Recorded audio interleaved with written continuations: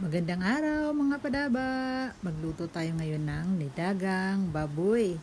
O para may sabaw tayo kasi medyo mainit na panahon. Iwas naman tayo sa mga prito-prito. Nilaga naman tayo ngayon. Ayan ang ating baboy. Pork kasim yan. Kalahating kilo mahigit. Ayan. May taba-taba, may litid-litid para masarap. Ayan. Ito yung ating baboy na ilalaga. Nilagay ko na dito sa ating pot. Gagamitin kasi natin yung multi-cooker. Ilagay na natin yung gabi. Maglalagay ako ng gabi dyan para masarap yung sabaw. Gusto ko kasi yung ganyan yung imbis na patatas, gabi at kamote pinagsasama ko. Masarap ang lasa Lagyan ko na ng asin, ilagay ko na yung kamote at gabi, lagyan na rin natin yung kalabasa. Yung lahat ng mga matitigas na gulay, isabay na natin. Kasi pakukuluin lang natin siya ng 30 minutes doon sa multi-cooker. Diretsong 30 minutes lang, hindi na bubuksan. Malambot yan, sama-sama. Maglagay tayo ng sibuyas, isang buong malaki. Hinati ko yung sibuyas.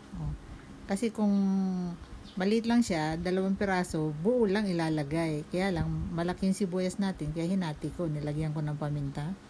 Yung paminta kasi, gustong-gusto ko yan sa nilaga. Masarap siya Yung lasa ng sabaw at yung amoy, ang sarap. Lagyan na natin ng tubig. 1 litro at kalahati ang ilalagay ko para sakto na yan. Diba? Para hindi bitin. Pagka medyo nasarapan ka sa sabaw, kuha ka pa uli. Marami pa rin, di ba? Ganyan Yan. Ang sarap niya mamaya pag naluto. Lagay na natin dito sa ating multi-cooker para mapalambot na natin. Okay, ayos na yan. Ganda, no? Ganda ng itsura. Takpan natin. Hintayin natin ng 30 minutes. Eto na. Malambot na. After 30 minutes, malambot na sila. Saktong lambot lang. Yung kalabasa natin, hindi naman siya nadurog. Kasi hindi natin siya ginalaw-galaw. Diretso nakatakip lang. Tinimplahan ko na ng asin para sakto na ang lasa. Pwede kayo maglagay ng patis kung gusto nyo. Mas malasa yung patis din. Kaya lang ako mas gusto ko yung asin lang. Yung natural na lasa lang yan.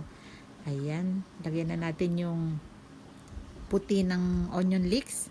Dagdag bango at lasa. Ayan, masarap sa nilaga yan diba? Konting minuto na lang kakain na tayo. Higop na tayo ng sabaw na masarap. Lagyan na natin yung dahon ng onion leeks. Ayan, para kasi luto na siya pangdagdag na lang yan. Ito din ang ating bok choy. Lagyan na natin. Sandali lang naman kasi ang bok choy. Once na masingawan lang ng init yan, luto na kaagad yan. Mga 3 minutes lang yan Daling maluto yan. Ilubog lang natin ng konti dun sa sabaw para pantay yung niya, luto niya. Ayan. Halika rito. Huwag kang umiwalay. Kasama ka sa ulam Saan ka nagpunta? Takas ka pa. Ayan, lubog-lubog natin. Happy ba kayo mga padaba? Dapat happy lang mga padaba.